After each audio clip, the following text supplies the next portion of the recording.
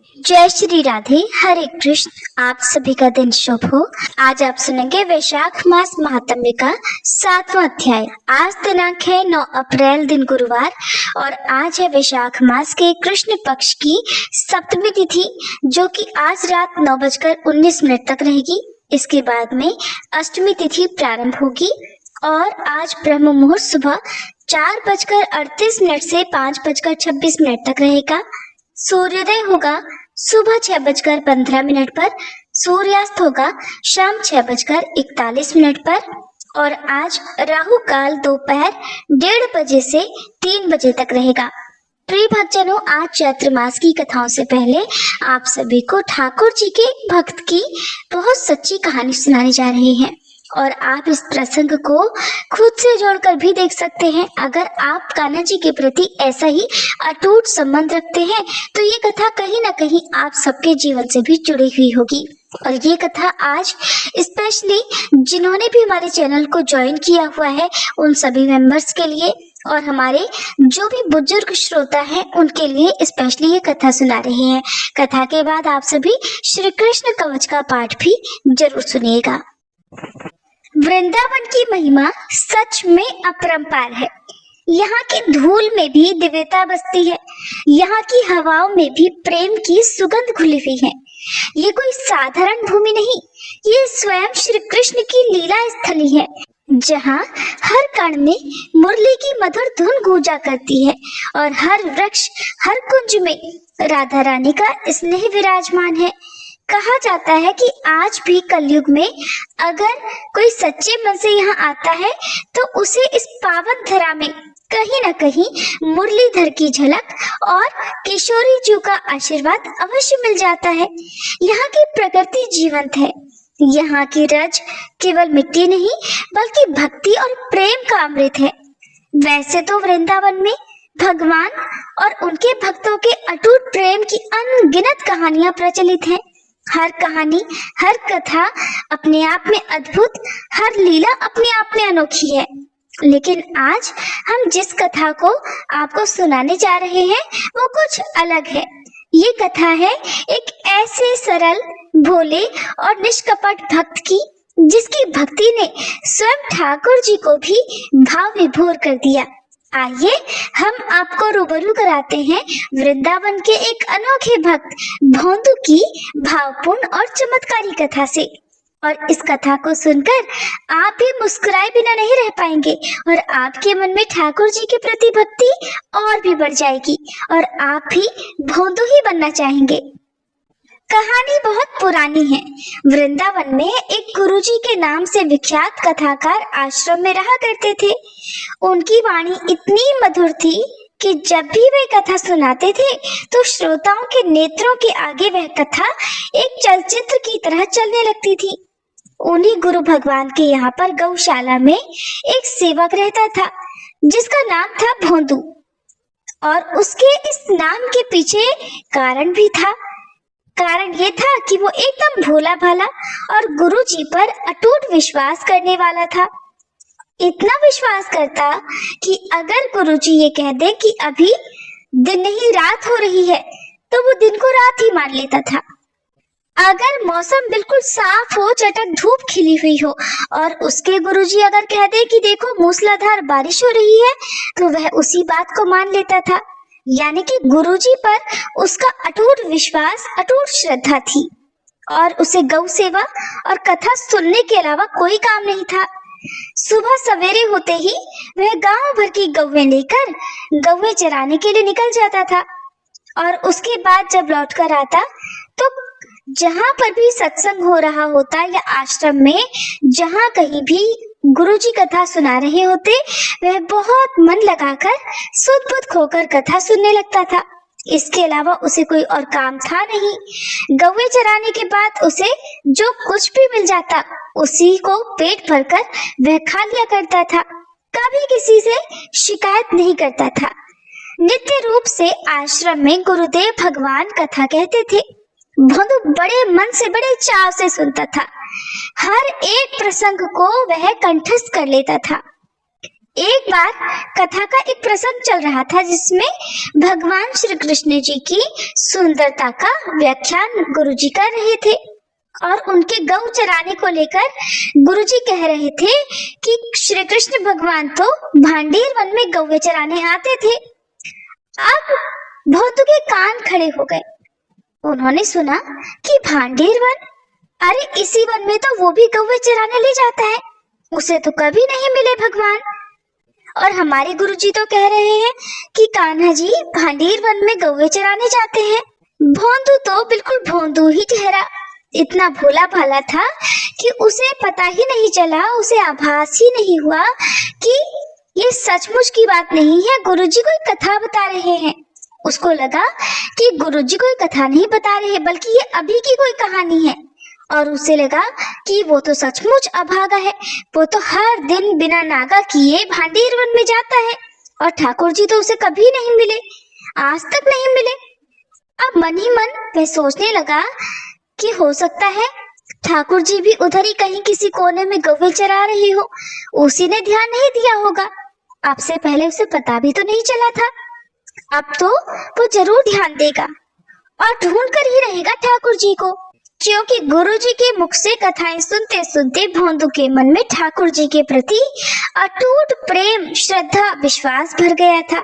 इसलिए वह ठाकुर जी के दर्शन करना चाहता था और गुरुजी की वाणी पर तो उसे अटूट विश्वास था कि गुरुजी ने कह दिया है कि भांडीर वन में ठाकुर जी आते हैं, गौवे चराने तो इसका मतलब आते ही हैं। अब तो अगले दिन सुबह होते ही भोंदू बड़ा उत्साहित था।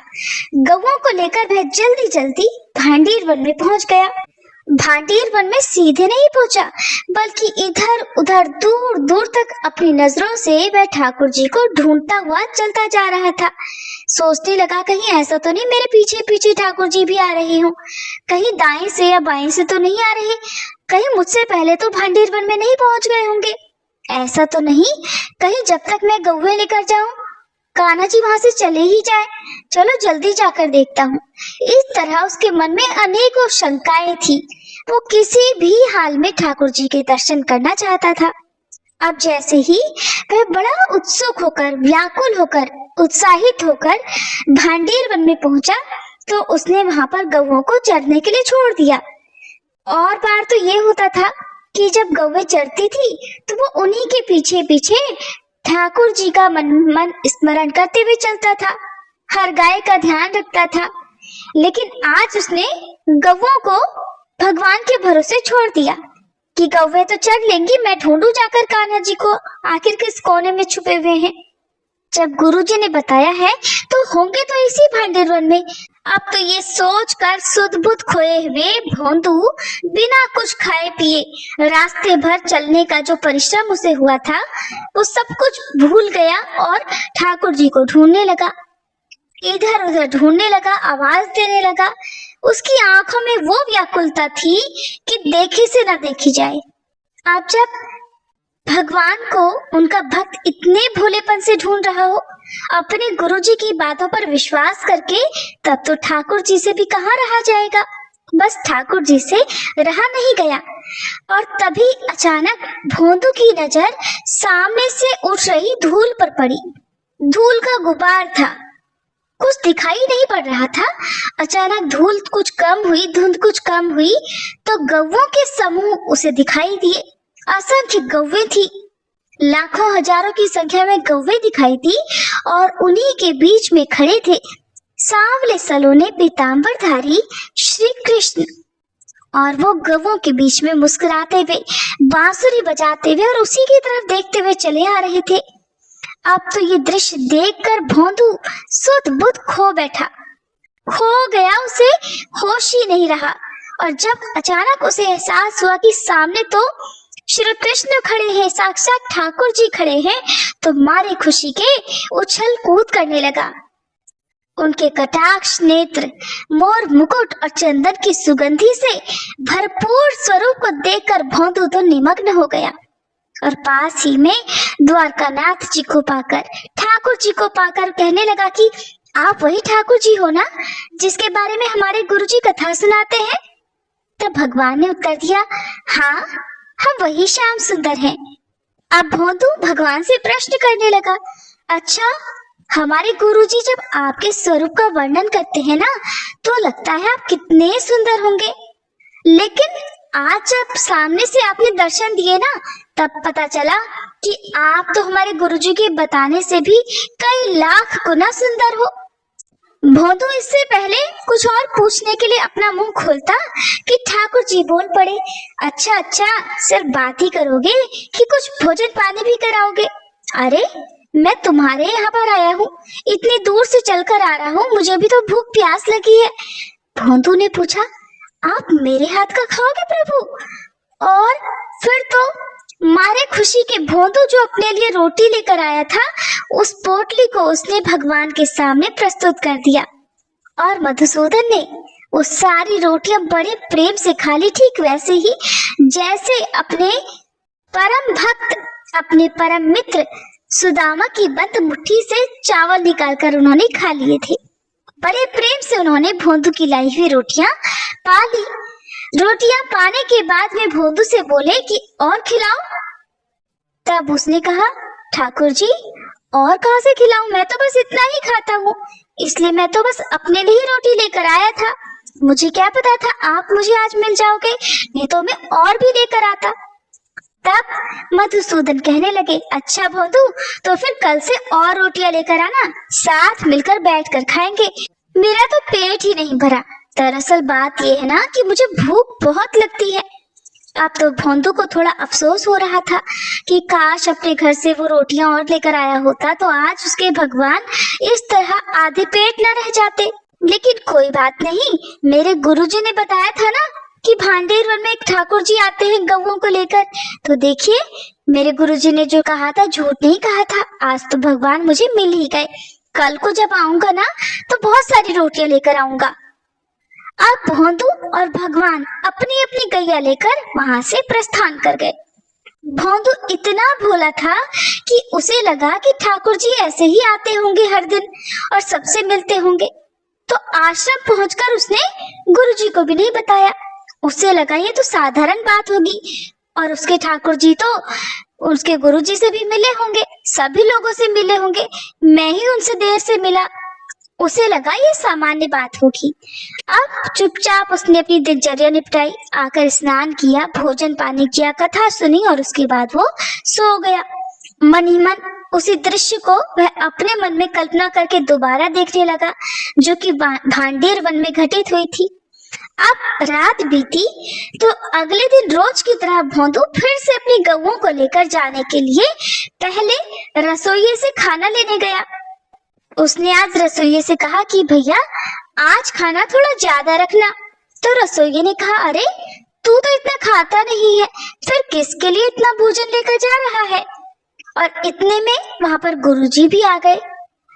तब गुरुजी महाराज ने भी पूछा, भोंदू तेरी खुराक तो इतनी है नहीं, सच सच बता इतना भोजन किसके लिए लेकर जाएगा? भोंदू बहुत सीधा साधा था, झूठ बोलना तो उसे आता ही नहीं था, बातें बनानी भी नहीं आती थी, सीधी सरल बात किया करता था। उसी तरह बिल्कुल सरल भाव से उसने अपने गुरुजी को बताया कि गुरुजी, भांडेर वन में मैं जब जाता हूँ ना तो वहां पर ठाकुर जी भी आते हैं, अपनी गौएं चराकर वो भी पैदल पैदल ही आते हैं जैसे मैं जाया करता हूँ। और ऐसा कह रहे थे ठाकुर जी कि मैं इतनी दूर से चलकर आता हूँ, थक जाता हूँ, मुझे बहुत जोर से भूख लग जाती है और भूख भी बहुत लगती है, कम रोटियों से मेरा पेट नहीं भरता, इसीलिए उन्होंने मुझसे और ज्यादा रोटियां लाने के लिए कहा है। ये सुनकर गुरुदेव ने कहा कि अरे कोई उनका हुलिया बनाकर तुम्हें छल रहा है भोंदू, तुम तो भोले भाले हो ना, सब तुम्हारे बारे में जानते हैं, जरूर कोई ठाकुर जी का ही भेष बनाकर कोई तुमसे रोटी पाना चाहता होगा मुफ्त की, और तुम भी सीधे साधे हो, उसके लिए लेकर जा रहे हो। भोंदू बोला, ना ना गुरुजी, सच में ठाकुर जी आते हैं। अब की बार गुरुजी से रहा नहीं गया, वे जानते थे कि भोंदू सच्चा है और भोला भाला है, हर किसी की बात पर विश्वास कर लेता है, मेरी बात पर तो अटूट विश्वास करता है, झूठ तो बोलेगा नहीं, जरूर कुछ तो बात है। तब गुरुजी ने भोंदू से पूछा, अच्छा भोंदू बता तो जरा, कैसे हैं तेरे ठाकुर जी जो तुझे भांडेर वन में मिलते हैं? तब भोंदू ने उनका स्वरूप बताते हुए कहा, गुरुजी, जहाँ कहीं भी उनके चरण पड़ते हैं ना, तो वो जगह खिल जाती है, महक जाती है और ऐसी सुगंधी वहां फैल जाती है कि आपसे रुका ही नहीं जाएगा। कमल जैसे नेत्र हैं और बड़ा मोहक रूप है उनका।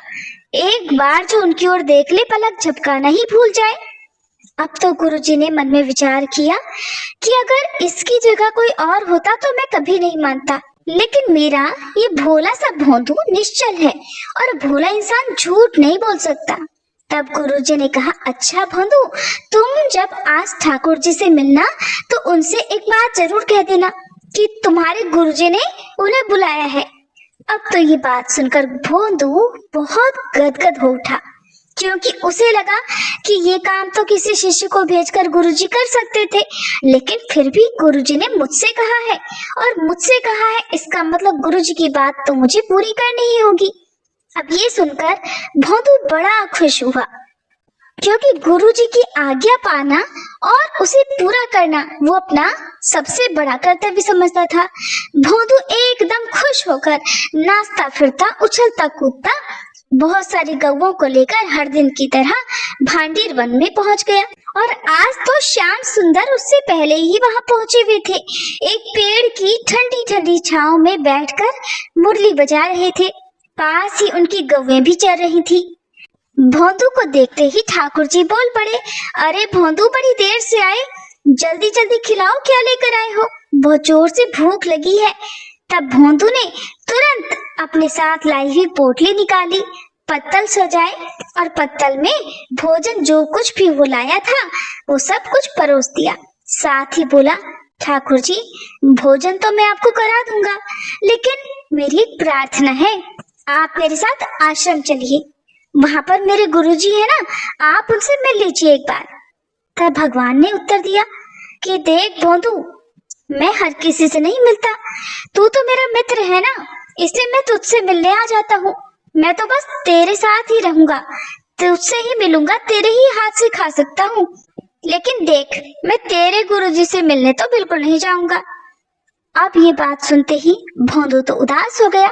उसने तुरंत ठाकुर जी के चरण पकड़ लिए और कहने लगा, देखो, मैं तो आपको जानता तक नहीं था, वो तो मेरे गुरुजी ने ही अपनी कथा में आपके विषय में बताया था, तभी तो मैं आपसे मिल पाया हूँ।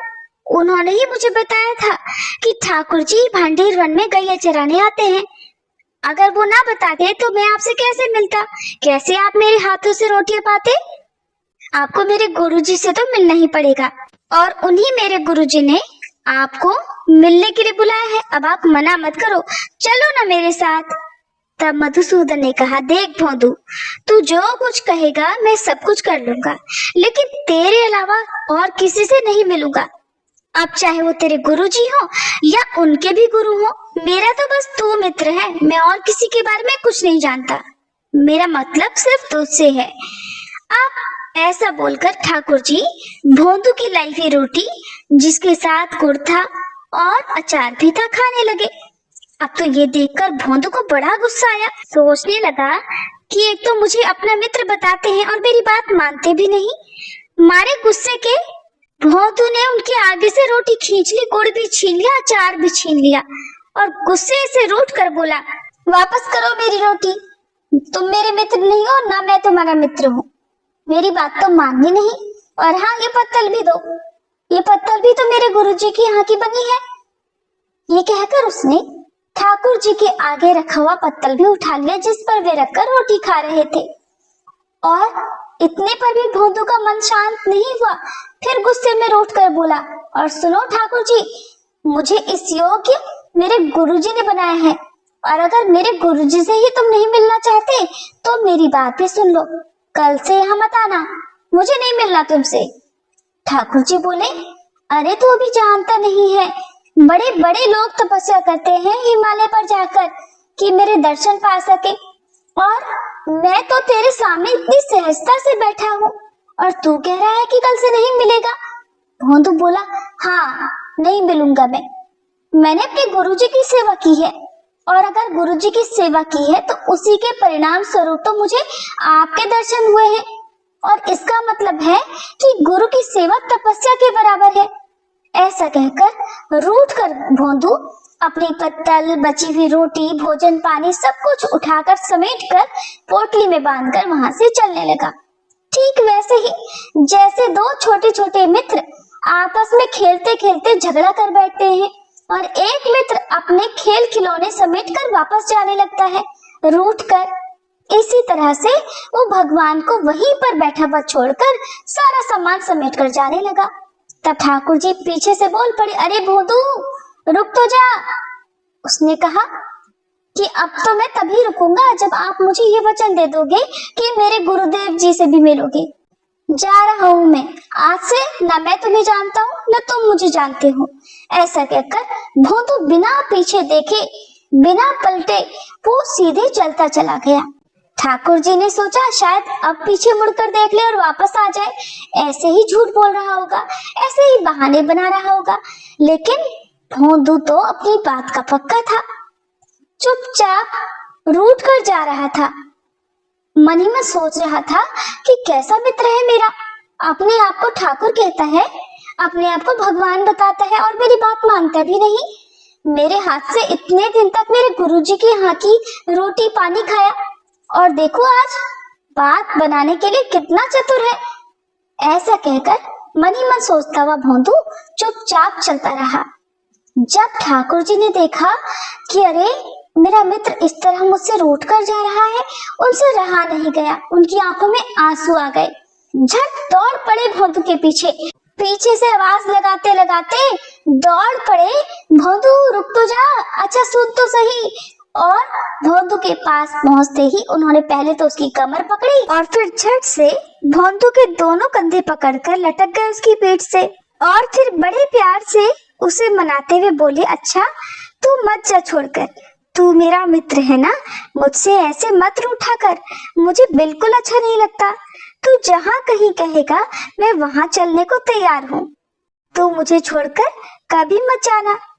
चल मैं तेरे साथ तेरे गुरुजी के पास चलूंगा। आश्रम में उधर गुरुदेव भोंदू का रास्ता देख रहे थे। तभी गुरुदेव क्या देखते हैं कि गव्वों के झुंड के बीच में पीठ में भोंदू मुरलीधर को विराजे चले आ रहा है। बड़ा ही अद्भुत अलौकिक दृश्य था। ये दृश्य देखकर गुरुदेव मंत्रमुग्ध हो गए। जब होश आया तो मधुसूदन भगवान सामने खड़े थे। उठते ही गुरुजी ने सबसे पहले भोंदू को प्रणाम किया और कहा कि भोंदू तेरी भक्ति को मैं प्रणाम करता हूँ कि आज तेरे ही कारण स्वयं त्रिलोकीनाथ मेरे आश्रम पर पधारे हैं। और फिर वे भगवान के चरणों में नतमस्तक हो गए। तो कहने का तात्पर्य ये है कि जो भोले भाले भक्त होते हैं, जिनके अंदर बिल्कुल छल कपट नहीं होता, निश्चल भाव वाले होते हैं, भगवान में जिनकी अटूट श्रद्धा होती है, अपने गुरुजनों के एक एक शब्द में जिनकी निश्चल श्रद्धा होती है, ऐसे भक्तों के आगे तो भगवान भी नतमस्तक हो जाते हैं। अब भोंदू न तो कोई संत, न महात्मा, न पुजारी या पंडित थे, वो तो एक चरवाहे थे। सोचिए, एक व्यक्ति के कारण स्वयं इस ब्रह्मांड के मालिक इस धरती पर आए होंगे। सोचिए जरा, भक्त जिनके पीछे पीछे भागते हैं, उन्हें मनाने की कोशिश करते हैं, वही भगवान अपने एक भक्त पर ऐसे रीझे, उसकी निश्चल भक्ति पर ऐसे लट्टू हुए कि खुद उसे मनाने के लिए चल पड़े और उसकी सारी बात मान ली, सिर्फ इस वजह से कि वो उसे रूठ करना चला जाए। तो अगर भक्त और भगवान के बीच में ऐसा संबंध हो जाए तो भगवान भी अपने भक्तों के साथ बिल्कुल उसी के भाव के अनुसार लीलाएं करते हैं। ऐसे हैं हमारे ठाकुर जी। सभी प्रेम से बोलिए राधे राधे। तो ये थी आज की कहानी। आपको कैसी लगी कमेंट बॉक्स में जरूर बताइएगा। आप सुनिए वैशाख मास महात्म्य का आज का अध्याय। एक बार भगवान श्री राम महर्षि अगस्त से मिलने के लिए उनके आश्रम पर पहुंचे। वहां पहुंचकर प्रभु श्री राम ने मुनि अगस्त को प्रणाम किया। श्री राम बोले, मुनि श्रेष्ठ, मैं दशरथ का पुत्र श्री राम आपको प्रणाम करने के लिए सेवा में उपस्थित हुआ हूँ। आप अपनी सौम्य दृष्टि से मेरी ओर देखिए। इतना कहकर उन्होंने बारंबार मुनि के चरणों में प्रणाम किया और कहा, भगवान, मैं शंभुक नामक शूद्र का वध करके आपके दर्शन की इच्छा से यहाँ आया हूँ। कहिए, आपके शिष्य कुशल से है ना? इस वन में कोई उपद्रव तो नहीं है? अगस्त्य जी बोले, रघुश्रेष्ठ, आपका स्वागत है। जगतवंद्य सनातन परमेश्वर, आपके दर्शन से आज मैं इन मुनियों सहित पवित्र हो गया। आपके लिए ये अर्घ्य प्रस्तुत है, इसे स्वीकार करें। आप अपने अनेकों उत्तम गुणों के कारण सदा सबके सम्मान पात्र हैं। मेरे हृदय में तो आप सदा ही विराजमान रहते हैं, अतः मेरे परम पूज्य हैं। आपने अपने धर्म से ब्राह्मण के मरे हुए बालक को जिला दिया। भगवान, आज रात को आप यहाँ मेरे पास ही रहिए। महामते, कल सवेरे आप पुष्पक विमान से अयोध्या को लौट जाइएगा। सौम्य, ये आभूषण विश्वकर्मा का बनाया हुआ है। ये दिव्य आभरण है और अपने दिव्य रूप और तेज से जगमगा रहा है। राजन, आप इसे स्वीकार करके मेरा प्रेम कीजिए, क्योंकि प्राप्त हुई वस्तु का पुनः दान कर देने से महान फल की प्राप्ति बताई गई है। श्री राम ने कहा, ब्राह्मण, आपका दिया हुआ दान लेना मेरे लिए तो बहुत निंदा की बात होगी। क्षत्रिय जानबूझकर ब्राह्मण का दिया हुआ दान कैसे ले सकता है? ये बात आप मुझे बताइए। किसी आपत्ति के कारण मुझे कष्ट हो, ऐसी बात भी नहीं है, फिर दान कैसे लूं? इसे लेकर मुझे केवल दोष का भागी होना पड़ेगा, इसमें बिल्कुल भी संदेह नहीं। तब अगस्त्य जी बोले, श्री राम, प्राचीन सतयुग में जब अधिकांश मनुष्य ब्राह्मण ही थे, तब समस्त प्रजा राजा से हीन थी। एक दिन सारी प्रजा पुराण पुरुष ब्रह्मा जी के पास राजा प्राप्त करने की इच्छा से गई और कहने लगी, लोकेश्वर, जैसे देवताओं के राजा देवाधिदेव इंद्र हैं, उसी प्रकार हमारे कल्याण के लिए भी इस समय एक ऐसा राजा नियत कीजिए जिसे पूजा और भेंट देकर सब लोग पृथ्वी का उपभोग कर सके। तब देवताओं में श्रेष्ठ ब्रह्मा जी ने इंद्र सहित समस्त लोकपालों को बुलाकर कहा कि तुम सब लोग अपने अपने तेज का अंश यहाँ एकत्रित करो। तब सभी लोकपालों ने मिलकर 4 भाग दिए। वो भाग अक्षय था, उससे अक्षय राजा की उत्पत्ति हुई। लोकपालों के उस अंश को ब्रह्मा जी ने मनुष्यों के लिए एकत्रित किया। उसी से राजा का प्रादुर्भाव हुआ, जो प्रजाओं के हित साधन में कुशल होता है। इंद्र के भाग से राजा सब पर अपना आदेश चलाता है। वरुण के अंश से समस्त देहधारियों का पोषण करता है। कुबेर के अंश से वह याचकों को धन देता है और राजा में जो यमराज जी का अंश है, उसके द्वारा वह अपनी प्रजा को दंड देता है। रघुश्रेष्ठ, उसी इंद्र के भाग से आप भी मनुष्यों के राजा हुए हैं, इसलिए प्रभु मेरा उद्धार करने के लिए ये आभूषण ग्रहण कीजिए। पुलत्स्य जी कहते हैं, राजन, तब श्री रघुनाथ जी ने महात्मा अगस्त्य के हाथ से वह दिव्य आभूषण ले लिया, जो बहुत ही विचित्र था और सूर्य की तरह चमक रहा था। उसे लेकर वे बहुत देर तक निहारते रहे। बार बार विचार करने लगे कि ऐसे रत्न तो मैंने विभीषण की लंका में भी नहीं देखे। इस प्रकार मन ही मन सोच विचार करने के बाद श्री राम जी ने महर्षि अगस्त्य से उस दिव्य आभूषण की प्राप्ति का वृतांत पूछना आरंभ किया। भगवान श्री राम बोले, हे ब्राह्मण, ये रत्न तो बड़ा अद्भुत है, राजाओं के लिए भी ये अलभ्य ही है। आपको ये कहाँ से और कैसे मिल गया और किसने इस आभूषण को बनाया है? तब अगस्त्य जी कहने लगे, रघुनंदन, पहले त्रेता युग में एक बहुत विशाल वन था। उसका व्यास 100 योजन का था, किंतु उसमें न कोई पशु रहता था न पक्षी। उस वन के बीचों बीच 4 कोस लंबी एक झील थी, जो हंस और कारंडव आदि पक्षियों से संकुल थी। वहां मैंने एक बड़े आश्चर्य की बात देखी कि सरोवर के पास ही एक बहुत बड़ा आश्रम था। जो बहुत पुराना होने पर भी अत्यंत पवित्र दिखाई देता था, किंतु उसमें कोई तपस्वी नहीं था और न ही कोई और जीव थे। मैंने उस आश्रम में रहकर ग्रीष्म काल की एक रात बिताई।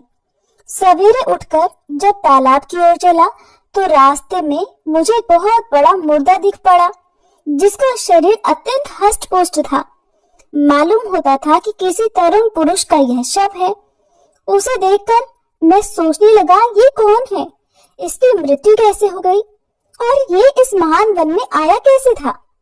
इन सारी बातों का मुझे अवश्य ही पता लगाना चाहिए। मैं खड़ा खड़ा यही सोच रहा था कि इतने में ही आकाश से एक दिव्य और अद्भुत विमान उतरता दिखाई दिया।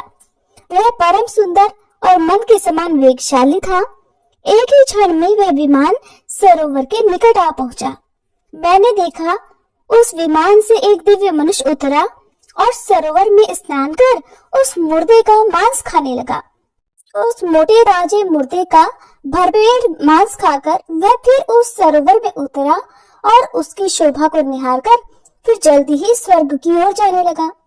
उस शोभा संपन्न देवोपम पुरुष को ऊपर जाते देखकर मैं कहने लगा कि स्वर्गलोक के निवासी महाभाग, थोड़ा ठहरो तो सही, मैं तुमसे एक बात पूछता हूँ।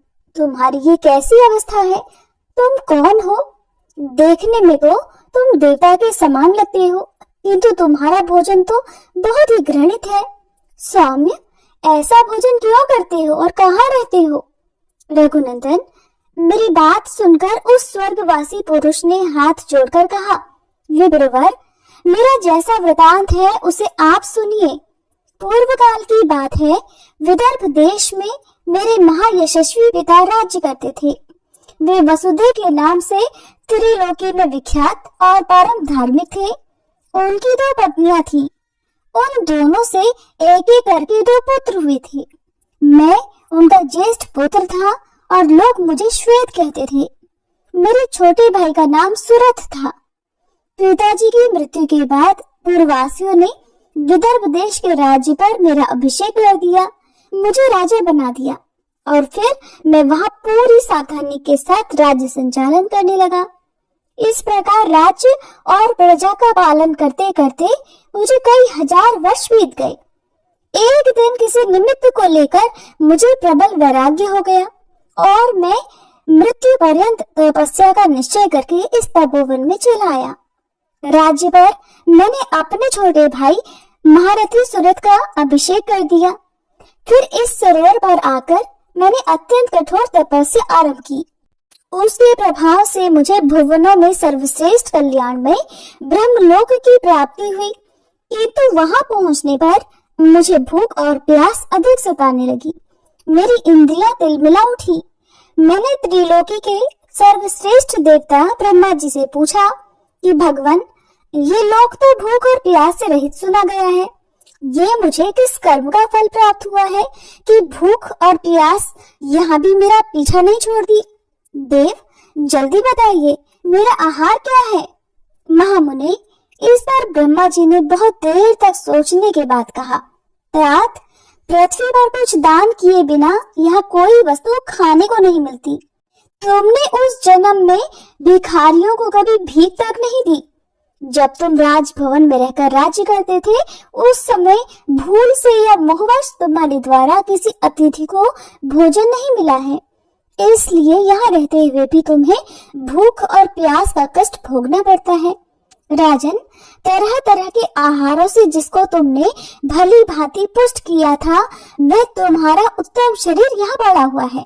अब उसी का मांस खाओ, उसी से तुम्हारी तृप्ति होगी।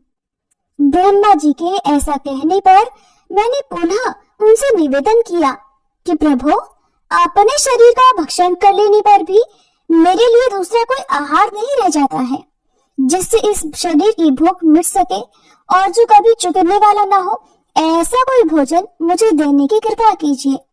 तब ब्रह्मा जी ने कहा, तुम्हारा शरीर ही अक्षय बना दिया गया है, उसे प्रतिदिन खाकर तुम तृप्ति का अनुभव करते रहोगे। इस प्रकार अपने ही शरीर का मांस खाते खाते जब तुम्हारे 100 वर्ष पूरे हो जाएंगे, उस समय तुम्हारे विशाल और दुर्गम तपोवन में महर्षि अगस्त पधारेंगे। उनके आने पर ही तुम इस संकट से छूट पाओगे। राजर्षि, वे इंद्र सहित संपूर्ण देवताओं और असुरों का भी उद्धार करने में समर्थ हैं। फिर तुम्हारे इस घृणित आहार को छुड़ाना उनके लिए कौन बड़ी बात है। भगवान ब्रह्मा जी के ऐसे कथन सुनकर मैं अपने शरीर के मांस का घृणित भोजन करने लगा। विप्रवर, ये कभी नष्ट नहीं होता और इससे मेरी पूरी तरह तृप्ति भी हो जाती है, मेरा पेट भी भर जाता है। न जाने कब वे मुनि इस वन में आकर मुझे दर्शन देंगे। यही सोचते हुए मुझे 100 वर्ष पूरे हो गए हैं। ब्राह्मण, अब अगस्त मुनि ही मेरे सहायक होंगे, ये बिल्कुल निश्चित बात है। राजा श्वेत का ये कथन सुनकर और उनके उस घृणित आहार पर नजर डालकर मैंने कहा, अच्छा, तो तुम्हारे सौभाग्य से मैं आ गया। अब निसंदेह तुम्हारा मैं उद्धार करूंगा। तब वे मुझे पहचानकर दंड की तरह मेरे सामने पृथ्वी पर पड़ गए। ये देखकर मैंने उन्हें उठा लिया और कहा, बताओ मैं तुम्हारा कौन सा उपकार करूं। राजा बोले, ब्राह्मण, इस घृणित भोजन से और जिस पाप के कारण ये मुझे प्राप्त हुआ है उससे मेरा आज आप उद्धार कीजिए, जिससे मुझे अक्षय लोक की प्राप्ति हो सके। ब्रह्मर्षि, अपने उद्धार के लिए मैं यह दिव्य आभूषण आपको भेंट करता हूँ। इसे लेकर आप मुझ पर कृपा कीजिए। रघुनंदन, उस स्वर्गवासी राजा की ये दुख भरी बातें सुनकर उसके उद्धार की दृष्टि से ही वो दान मैंने स्वीकार किया, लोभवश स्वीकार नहीं किया था। उस आभूषण को लेकर जैसे ही मैंने अपने हाथ पर रखा, उसी समय उनका वह मुर्दा शरीर अदृश्य हो गया। फिर मेरी आज्ञा लेकर वे राजर्षि बड़ी प्रसन्नता के साथ विमान द्वारा ब्रह्मलोक को चले गए। इंद्र के समान तेजस्वी राजर्षि श्वेत ने ही मुझे ये सुंदर आभूषण दिया था और इसे देकर वे पाप से मुक्त हो गए। जय श्री राम। ये थी आज की कहानी। अब सुनिए आज का अध्याय। आज सुनिए धर्म वर्ण की कथा, कलयुग की अवस्था का वर्णन, धर्म वर्ण और पितरों का संवाद और वैशाख की अमावस्या की श्रेष्ठता का, वैशाख मास की अक्षय तृतीया और द्वादशी की महत्ता, द्वादशी के पुण्यदान से एक कुतिया के उद्धार की कथा।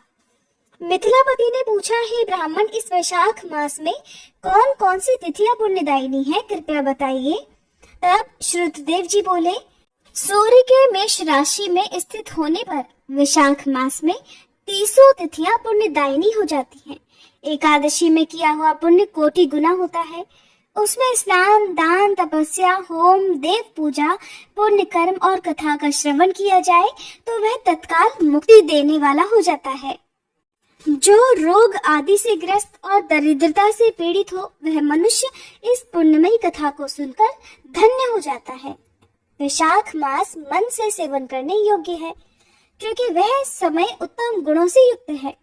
दरिद्र, धनाढ्य, पंगु, अंधा, नपुंसक, विधवा, साधारण स्त्री, पुरुष, बालक, युवा, वृद्ध तथा रोग से पीड़ित मनुष्य ही क्यों न हो, वैशाख मास का धर्म सभी के लिए अत्यंत सुख देने वाला है।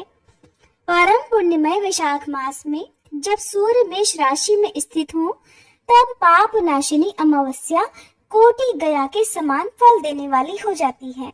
राजन, जब धरती पर राजर्षि सावर्णी का शासन था, उस समय 30वें कलयुग के अंत में सभी धर्मों का लोप हो चुका था। उसी समय आनर्त देश में धर्मवर्ण नाम से विख्यात एक ब्राह्मण थे।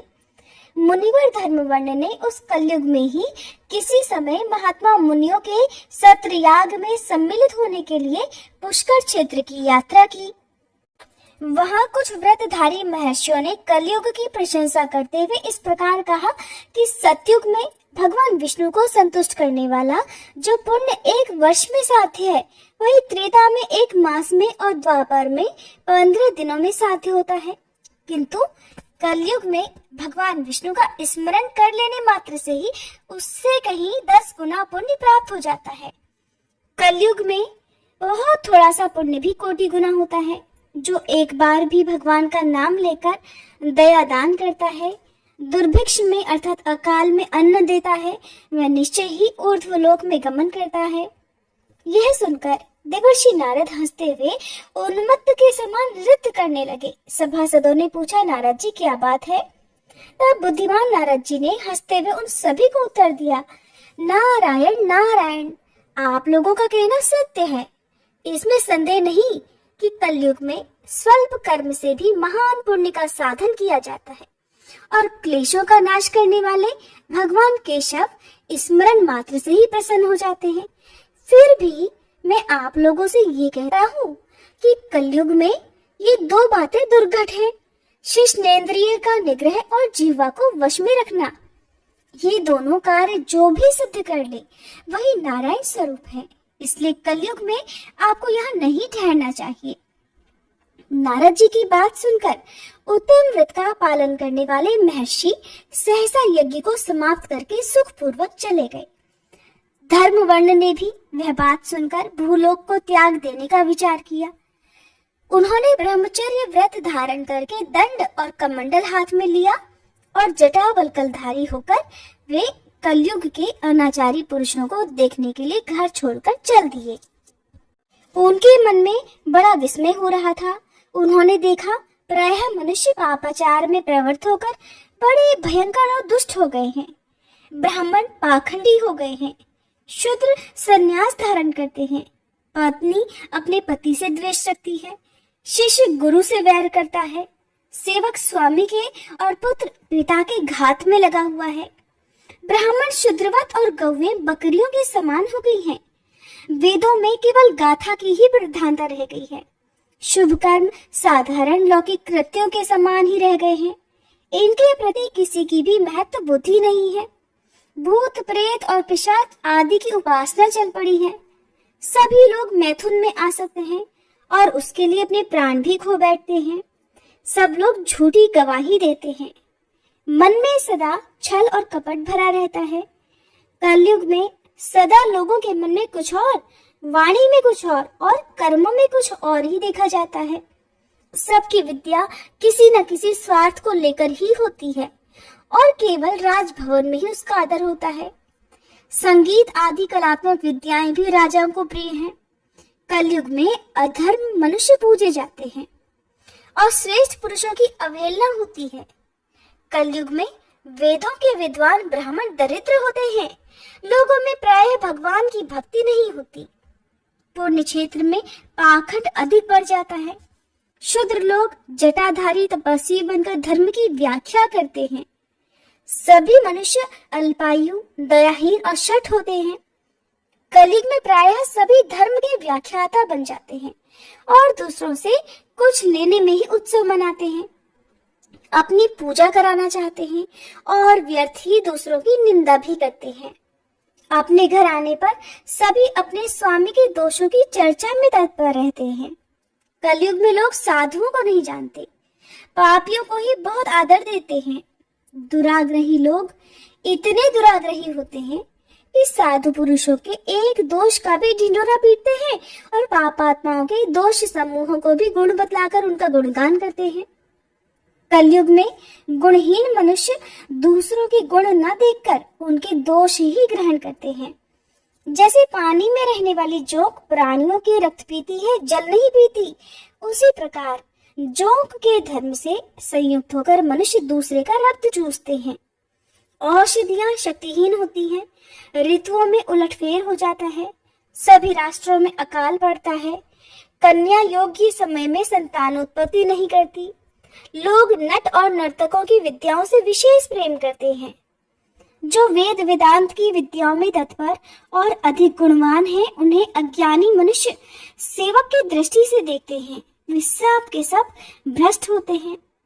कलयुग में प्रायः लोग श्राद्ध कर्म का भी त्याग कर देते हैं, वैदिक कर्मों को छोड़ बैठते हैं। प्रायः जीवा पर भगवान विष्णु के नाम कभी नहीं आते। लोग श्रृंगार रस में अधिक आनंद का अनुभव करते हैं और उसी के गीत गाया करते हैं। कलयुग के मनुष्यों में न कभी भगवान विष्णु की सेवा देखी जाती है, न शास्त्रीय चर्चा होती है, न कहीं यज्ञ की दीक्षा है, न विचार का लेश है, न तीर्थ यात्रा है और न दान धर्म ही होते देखे जाते हैं। ये कितने आश्चर्य की बात है। उन सब को देखकर धर्मवंड को बड़ा भय लगा। पाप से कुल की हानि होते देख अत्यंत आश्चर्य से चकित होकर वे दूसरे द्वीप में ही चले गए। सब द्वीपों और लोकों में विचरते हुए बुद्धिमान धर्मवंड किसी समय कौतूहलवश पितृलोक में गए। वहां उन्होंने कर्म से कष्ट पाते हुए पितरों को बड़ी भयंकर दशा में देखा। वे दौड़ते, रोते और गिरते पड़ते थे। उन्होंने अपने पितरों को भी नीचे अंधकूप में पड़े हुए देखा। उन्हें देखकर आश्चर्यचकित होकर दयालु धर्मवंड ने पूछा कि आप लोग कौन हैं? किस दुस्तर कर्म के प्रभाव से आप इस अंधकूप में पड़े हुए हैं? तब पितर कहने लगे, हम श्रीवत्स गोत्र वाले हैं। पृथ्वी पर हमारी कोई संतान नहीं रह गई है, अतः हम श्राद्ध और पिंड से वंचित हैं। इसलिए यहाँ हमें नरक का कष्ट भोगना पड़ता है। संतानहीन दुरात्माओं का अंधकूप में पतन होता है। हमारे वंश में एक ही महायशस्वी पुरुष है जो कि धर्मवंड के नाम से विख्यात है, किंतु वह तो विरक्त होकर अकेला घूमता फिरता है। उसने गृहस्थ धर्म को स्वीकार ही नहीं किया है। वह एक ही तंतु हमारे कुल में बचा हुआ है। उसकी भी आयु क्षीण हो जाने पर हम लोग घोर अंधकूप में गिर पड़ेंगे, जहां से फिर निकलना बड़ा कठिन होगा। इसलिए तुम पृथ्वी पर जाकर धर्मवंड को समझाओ। हम लोग दया के पात्र हैं।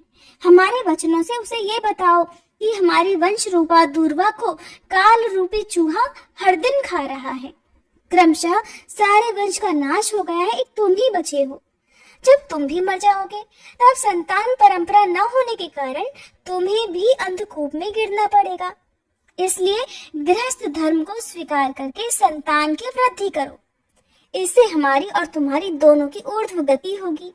अगर एक भी पुत्र वैशाख, माघ या कार्तिक मास में हमारे उद्देश्य से स्नान, श्राद्ध और दान करेगा तो उससे हम लोगों की ऊर्ध्व गति होगी और इस नरक से उद्धार भी हो जाएगा।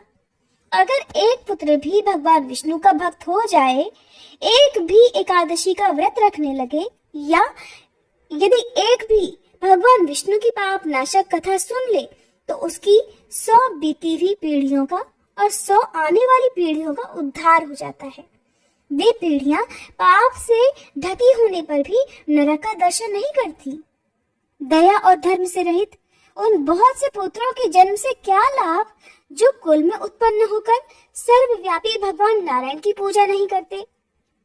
इस प्रकार प्रिय वचनों द्वारा धर्मवंड को समझाकर तुम उसे विरक्ति पूर्ण ब्रह्मचर्य आश्रम से गृहस्थ आश्रम में प्रवेश करने की सलाह दो।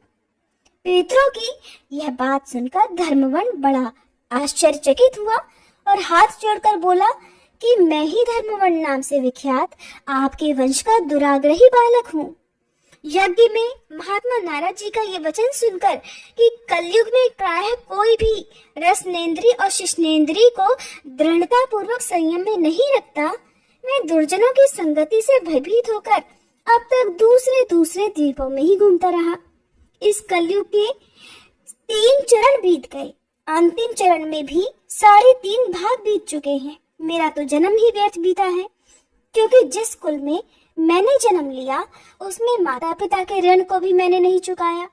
पृथ्वी के भारभूत उस शत्रु तुल्य पुत्र के उत्पन्न होने से क्या लाभ जो पैदा होकर भगवान विष्णु और देवताओं की तथा पितरों की पूजा ना करे। मैं आप लोगों की आज्ञा का पालन करूंगा। बताइए, पृथ्वी पर किस प्रकार मुझे कलयुग से और संसार से भी बाधा प्राप्त नहीं होगी। धर्मवंड की बात सुनकर पितरों के मन को कुछ आश्वासन मिला। फिर वे बोले, बेटा तुम गृहस्थ आश्रम स्वीकार करके संतानोत्पत्ति के द्वारा हमारा उद्धार करो। जो भगवान विष्णु की कथा में अनुरक्त होते, निरंतर श्री हरि का स्मरण करते और सदाचार के पालन में तत्पर रहते हैं, उन्हें कलयुग बाधा नहीं पहुंचाता।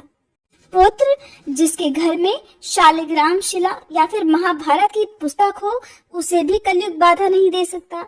जो वैशाख मास के धर्मों का पालन करता, माघ स्नान में तत्पर होता और कार्तिक मास में दीप दान करता है, उसे भी कलयुग की बाधा प्राप्त नहीं होती।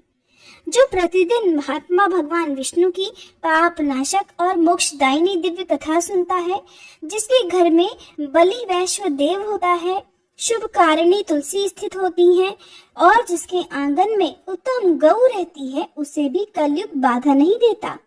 इसलिए इस पापात्मक युग में भी तुम्हें कोई भय नहीं है। बेटा, शीघ्र पृथ्वी पर जाओ। इस समय वैशाख मास चल रहा है। ये सभी का उपकार करने वाला मास है। सूर्य के मेष राशि में स्थित होने पर 30 तिथियां पुण्यदायिनी मानी गई हैं। एक एक तिथि में किया हुआ पुण्य कोटि कोटि गुना अधिक होता है। उनमें भी जो वैशाख की अमावस्या तिथि है, वह मनुष्यों को मोक्ष देने वाली है। देवताओं और पितरों को वह बहुत प्रिय है, शीघ्र ही मोक्ष की प्राप्ति कराने वाली है। जो उस दिन पितरों के उद्देश्य से श्राद्ध करते हैं और जल से भरा हुआ घड़ा और पिंड देते हैं, उन्हें अक्षय फल की प्राप्ति होती है। इसलिए महामते, तुम शीघ्र जाओ और जब अमावस्या हो तब कुंभ सहित श्राद्ध और पिंडदान करो। सबका उपकार करने के लिए गृहस्थ धर्म का आश्रय लो। धर्म, अर्थ और काम से संतुष्ट होकर उत्तम संतान पाकर फिर मुनि वृत्ति से रहते हुए सुख पूर्वक द्वीप द्वीपांतरों में घूमो।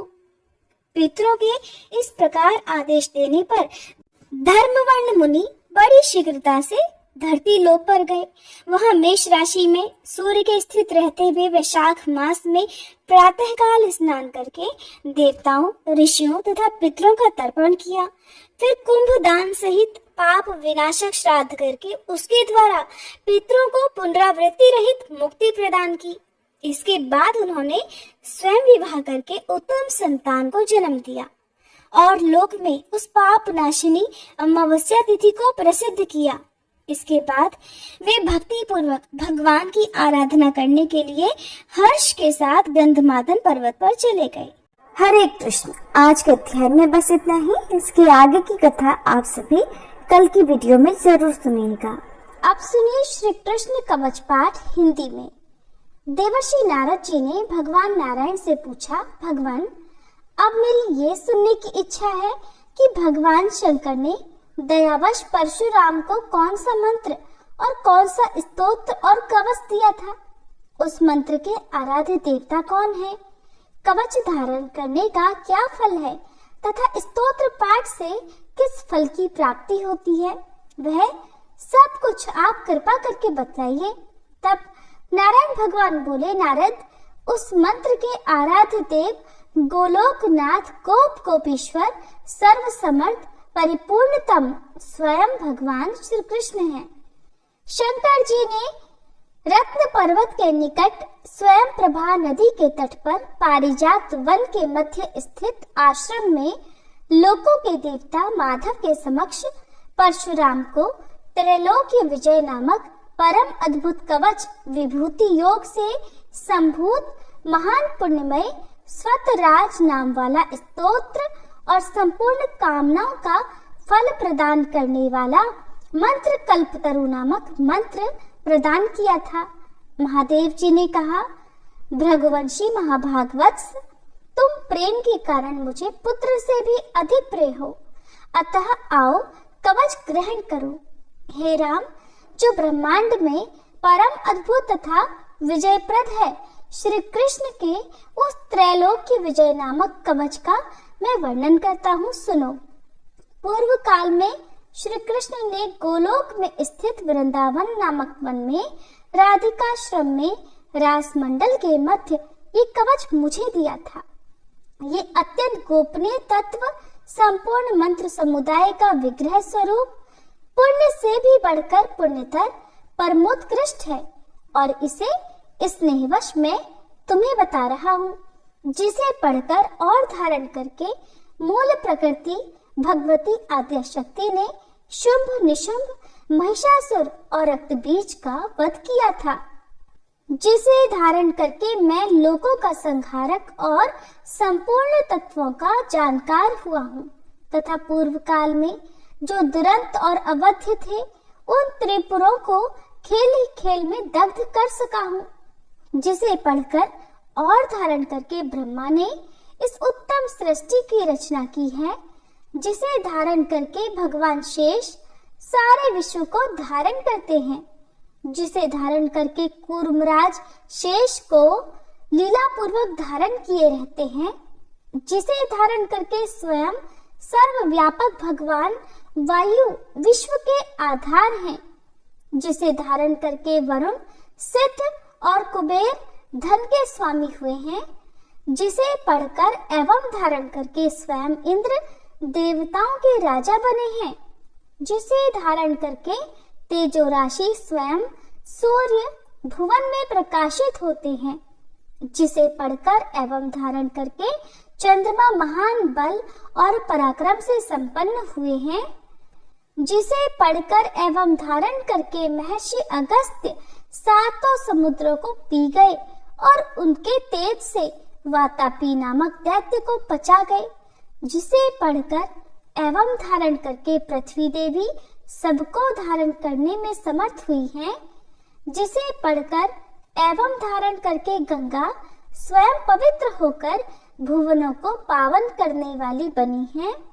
जिसे धारण करके धर्मात्माओं में श्रेष्ठ धर्म लोकों के साक्षी बने हैं, जिसे धारण करके सरस्वती देवी संपूर्ण विद्याओं की अधिष्ठात्री देवी हुई हैं, जिसे धारण करके परात्परा लक्ष्मी लोगों को अन्न प्रदान करने वाली हुई हैं, जिसे पढ़कर एवं धारण करके सावित्री ने वेदों को जन्म दिया है।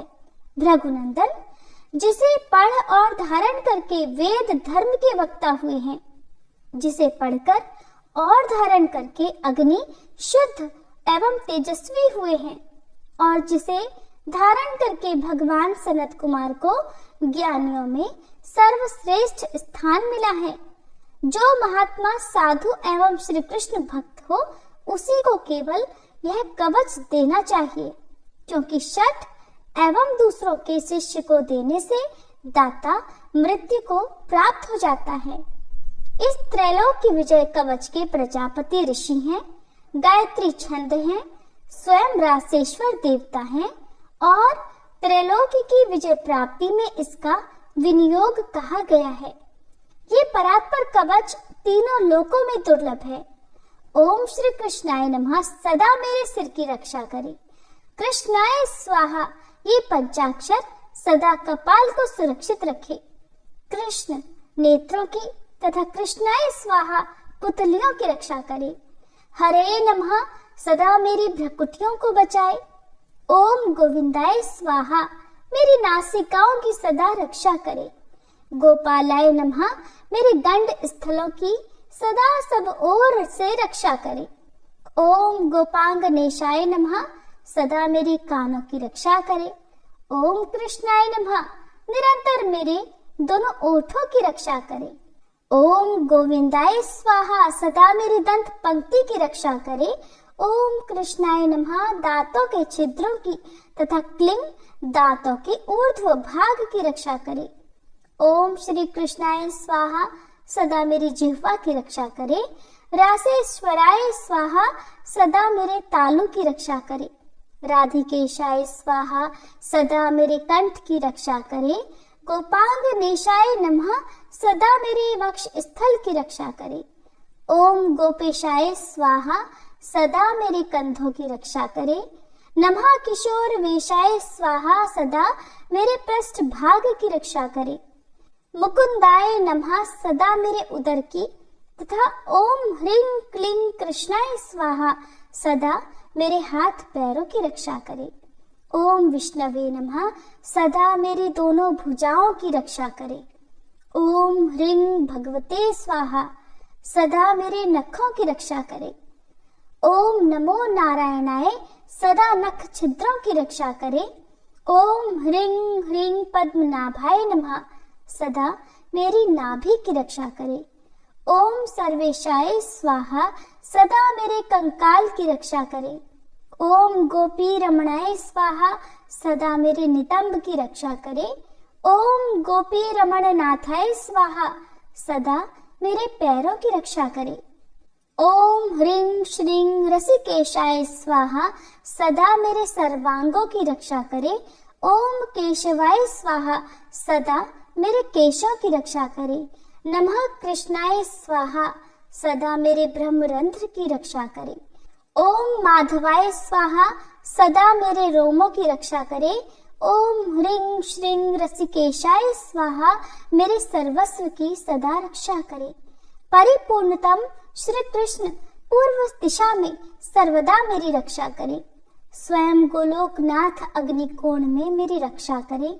पूर्ण ब्रह्म स्वरूप दक्षिण दिशा में सदा मेरी रक्षा करे। श्री कृष्ण नैऋत्य कोण में मेरी रक्षा करे। श्री हरि पश्चिम दिशा में मेरी रक्षा करे। गोविंद वायव्य कोण में नित्य निरंतर मेरी रक्षा करे। रसिक शिरोमणि उत्तर दिशा में सदा मेरी रक्षा करे। वृंदावन विहार कृत सदा ईशान कोण में मेरी रक्षा करे। वृंदावनी के प्राणनाथ ऊर्ध्व भाग में मेरी रक्षा करे। महाबली बलिहारी माधव सदैव मेरी रक्षा करे। नृसिंह जल स्थल तथा अंतरिक्ष में सदा मुझे सुरक्षित रखें। माधव सोते समय तथा जागृत काल में सदा मेरा पालन करे तथा जो सबके अंतरात्मा निर्लेप और सर्वव्यापक हैं, वे भगवान सब ओर से मेरी रक्षा करे। वत्स, इस प्रकार मैंने त्रैलोक्य विजय नामक कवच, जो परम अनोखा तथा समस्त मंत्र समुदाय का मूर्तमान स्वरूप है, तुम्हें बतला दिया। मैंने इसे श्री कृष्ण के मुख से श्रवण किया था। इसे जिस किसी को नहीं बतलाना चाहिए। जो विधि पूर्वक गुरु का पूजन करके इस कवच को गले में अथवा दाहिनी भुजा पर धारण करता है, वह भी विष्णु तुल्य हो जाता है, इसमें संशय नहीं है। वह भक्त जहाँ जाता है, जहाँ रहता है, वहाँ लक्ष्मी और सरस्वती भी निवास करती हैं। यदि उसे कवच सिद्ध हो जाता है तो वह जीवन मुक्त हो जाता है और उसे करोड़ों वर्षों की पूजा का फल प्राप्त हो जाता है। हजारों राजसूय, सैकड़ों वाजपेयी, 10,000 अश्वमेध, संपूर्ण महादान तथा पृथ्वी की प्रदक्षिणा, ये सभी इस त्रैलोक्य विजय की 16वीं कला की भी समानता नहीं कर सकते। व्रत उपवास का नियम, स्वाध्याय, अध्ययन, तपस्या और समस्त तीर्थों में स्नान, ये सभी इसकी एक कला को भी नहीं पा सकते।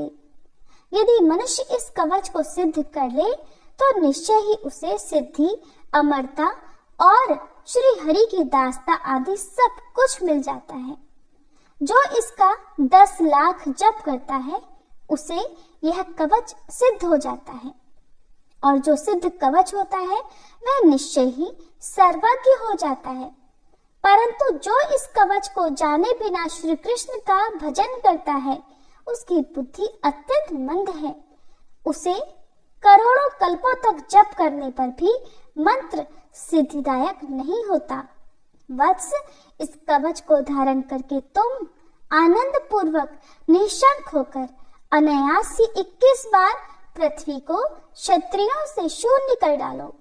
पुत्र, प्राण संकट के समय राज्य दिया जा सकता है, सिर कटाया जा सकता है और प्राणों का परित्याग भी किया जा सकता है, परंतु ऐसे कवच का दान कभी नहीं करना चाहिए। इति श्री कृष्ण कवचम पाठ संपूर्णम। तुलसी महारानी नमो नमो, हरि की पटरानी नमो नमो। धन तुलसी पूरण तप कीनो, धन तुलसी पूरण तप कीनो। शालिग्राम बनी पटरानी नमो नमो, तुलसी महारानी नमो नमो। जाके पत्र मंजरी कोमल, जाके पत्र मंजरी कोमल।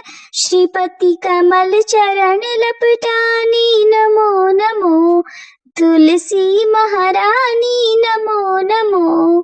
धूप दीप नैवेद्य आरती, धूप दीप नैवेद्य आरती।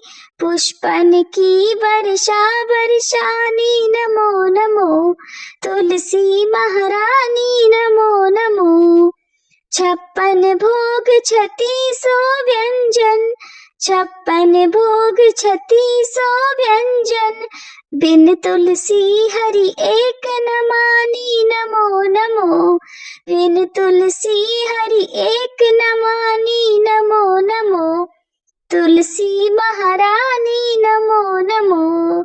सभी सखी मैया तेरो यश गावे, सभी सखी मैया तेरो यश गावे। भक्ति दान दीजे महारानी नमो नमो। तुलसी महारानी नमो नमो। हरि की पटरानी नमो नमो। तुलसी महारानी नमो नमो। तुलसी मैया की जय।